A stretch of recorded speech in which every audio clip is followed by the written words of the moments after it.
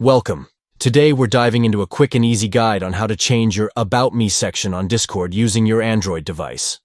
It's a simple process, so let's get started. First, grab your Android device and open the Discord app. Make sure you're logged into your account. Once you're in the app, look for your profile picture located at the bottom right corner of the screen. Go ahead and tap on it. This will take you to your user settings. Next, find the option that says Edit Profile, and give that a tap as well. This is where you can customize your profile and make it truly yours. Now scroll down a bit until you see the section labeled About Me.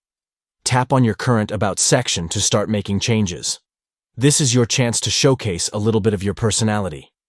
After tapping on About Me, you can easily delete the existing text or type in something completely new. Whether you want to share your hobbies, interests, or a fun quote, the choice is yours. Make sure to keep it within Discord's character limit, though. Once you're satisfied with your updates, look for the Save button at the top right corner of the screen. Tap on it to save your changes and make them visible to your friends and fellow Discord users. And that's it. You've successfully changed your About Me section on Discord. Now, you can express yourself a little more in your online community. Thanks for watching, and happy chatting on Discord.